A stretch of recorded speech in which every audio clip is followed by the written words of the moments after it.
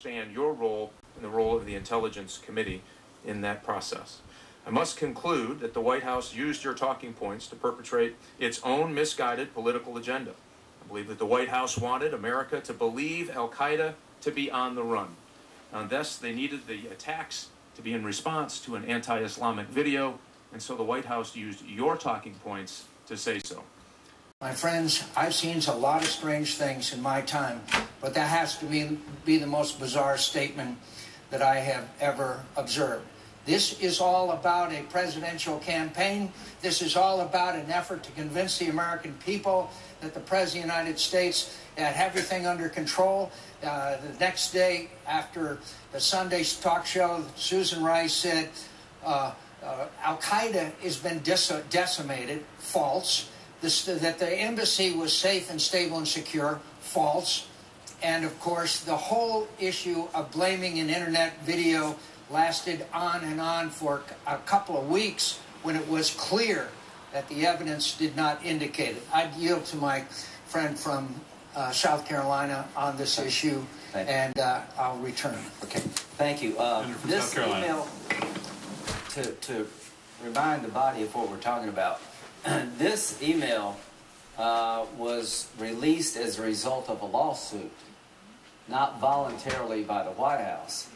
In August of last year, the House of Representatives, the committees of jurisdiction, subpoenaed all documents related to Benghazi and basically were stiff-armed.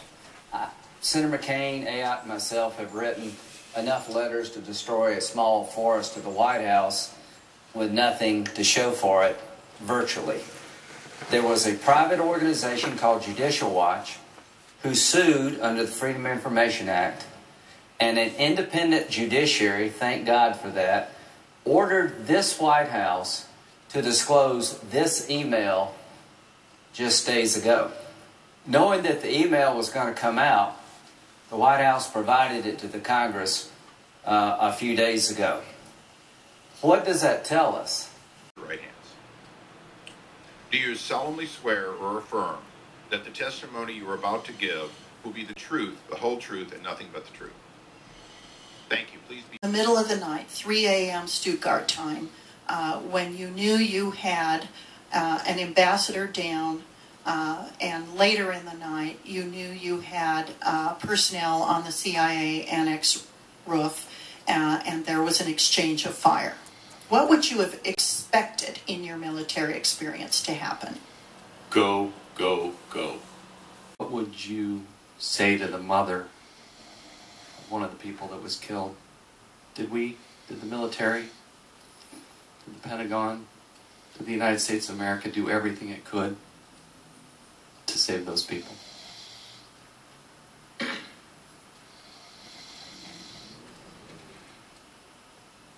would say, sorry for your loss and your sacrifice.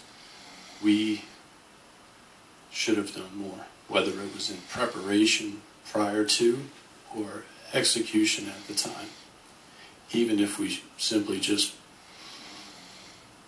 burned gas in airplanes moving people.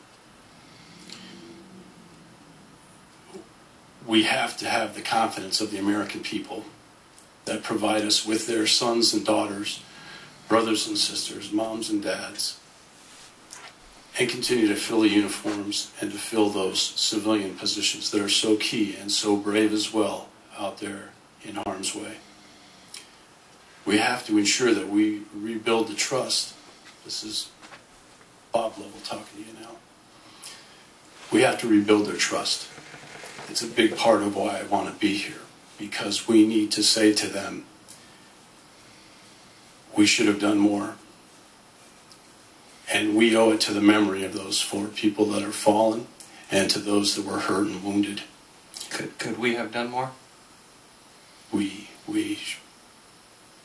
Sure we could have done more. Second, Chairman McKeon found that a special operations unit assigned to the European Command, known as Commander's Inter-Extremis Force, CIF, which was training in Croatia, was ordered to move to a U.S. naval air station in Sigonella, Italy.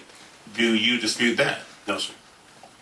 Okay, and third, Chairman McKeon found that a special operations unit in the United States was also dispatched to the region. Do you don't dispute that, do you? No.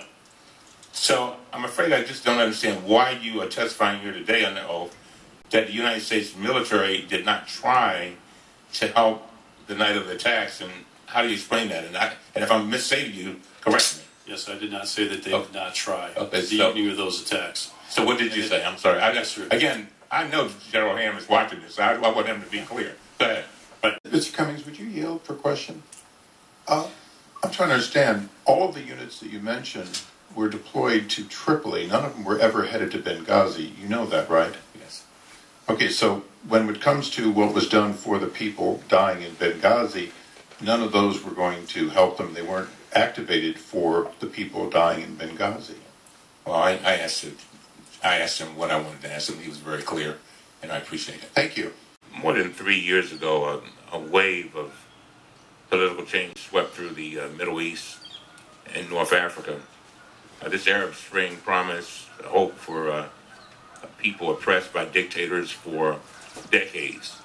If I could have just 10 seconds. You mentioned Mr. Shapiro and the engagement. Was Libya different in State Department interface with AFRICOM than the rest of Africa? And if so, how? This was the other than the answer is yes, it was different, and it was different because our other engagements where we were engaged militarily, where there was obviously we were supporting with the military strategy, the policy of the United States. We obviously worked with a CT type focus, counterterrorism focus. This was the first activity that did not start out as a counterterrorism effort that employed military combat power for Africa Command since it had stood up. What was AFRICOM's role during Odyssey Dawn? Their role was to work with other allied partners prior to the UN resolution taking effect to assist the rebels in Libya. What about Unified Protector? That was a more broad effort sanctioned by the United Nations to assist the rebels in Libya.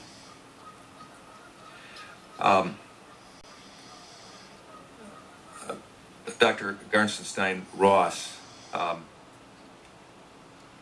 some have praised the NATO intervention as a model intervention, but your testimony points to consequences of the intervention. What are some of the most pronounced consequences of this Libyan intervention? The largest consequence is what happened in North Mali. There's excuse me. The gentleman's time has expired. You can finish. Sure. The largest consequence is what happened in North Mali. A direct line can be drawn between the intervention in NATO and the jihadist takeover of North Mali, something that became an issue in the 2012 campaign, both because the Tuareg separatist groups, who are not themselves jihadists, lost their major sponsor in Gaddafi, and jihadists were able to exploit that, but also because the returning Tuareg mercenaries who fought for Gaddafi both pillaged his armories and came back heavily armed. There are other consequences that can be felt with the flow of arms throughout the region, going to places like Egypt, Algeria, and Tunisia. Lives have been directly lost there.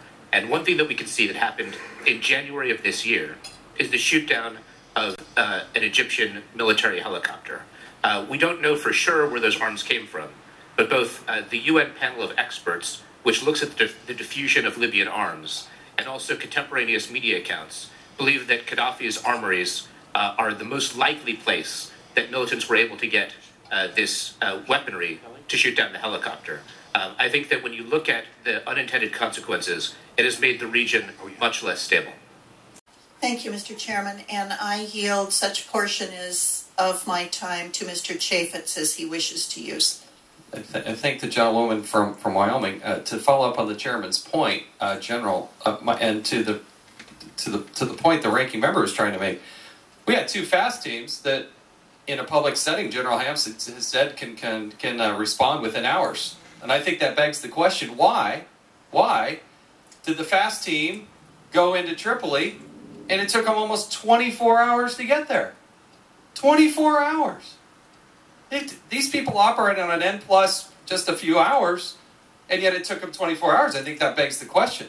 The other thing is, it's very clear that the FAST team was not intended to go engage in the fight. That's not what a FAST team does. It's not what they're engaged to do. It's not what they're trained to do. They go in to secure an embassy. If you want to put somebody in the fight, somebody who's going to go extract peoples who are under the gun, there are other troops and other types of assets that you would put in it. But these people were not put into place to go into Benghazi. And the CIF, the Commanders in Extremist Force, again, I begs the question. This fight started at 9:40 p.m. The general has just said it was 6-something in the morning before they were able to get out of Benghazi. It was so bad in Tripoli that they had to evacuate the embassy in Tripoli and go to another secure facility. So again, did they try to do what they were ordered to do? I think the general is absolutely right. Were they ordered to engage in the fight in Benghazi? The answer is unfortunately no. That's the question. That's the concern. General, do you have any comments about what I said? Is there anything that you would disagree with, take issue with, or want to further comment on? No, sir, I would not. What about the idea that the FAST team's getting ready to deploy? People are dead. We're taking a fire. We're in a fight. Why did the FAST team have to change clothes out of their military uniforms and into civilian clothes? Do you have any knowledge about that? Knowledge I have. I was not directly related in, but I watched the conversation ensue in the room. It was a sensitivity to the impact potentially in But what do you think about it? In Libya. What do you think about it? Sir, at that point in time, someone must have thought it was a great idea to have Marines be out of uniform potentially to go in there. I like Marines in uniform and Marines to. Why did they wear a uniform? Pardon me, sir? Why? Why did they wear a uniform? Why wouldn't they? Why do they wear a uniform? They wear a uniform because, without saying a word, it's the visual symbol of the United States of America, the United States Marine Corps, and what it's represented for hundreds of years. The outrage here is, we got to fight. We got Americans dying. And somebody at the State Department, it looks like, wanted them to change their clothes because they didn't want them going in there with the American flag. They didn't want them going in there wearing the American uniform. They wear them to carry ammunition, to carry weapons. They do it so they know who's on whose side. And it took them almost an hour later to get him to engage because they wanted him to look better. That's the outrage. General, do you have any other personal comment? You've been in the military for more than 33 years. Why? How? Have you ever seen that happen before? We're in the fight. How does that make you feel? I don't want to see that happen again. If Marines are our choice and they're going forward, put them. They're in uniform because they're our Marines. We have other forces that can go places that aren't wearing that uniform. And they were going to Tripoli, correct? They weren't going to Benghazi. Sorry. Yes, sir. That's correct. They were headed where? They were going into Tripoli. They weren't even going to Benghazi. That's the point. That's the point. I thank the gentlewoman for her time, and I yield back. Reclaiming my time. General, I have one last question. It's about a gentleman named Andrew Shapiro.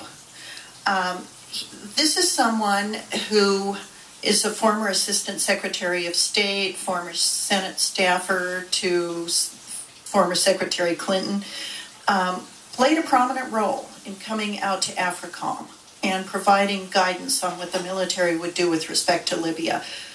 Did Mr. Shapiro's prominence seem odd to you, given your military experience? He was in the Palm Bureau. The Palm Bureau was active with Africa Command, especially through our J5 shop. His area was influential in that we would certainly need to coordinate what it is that we were doing with that interagency partner. and he did come to the command and interact with members in the command. My time has expired. Okay. I yield back. Thank you.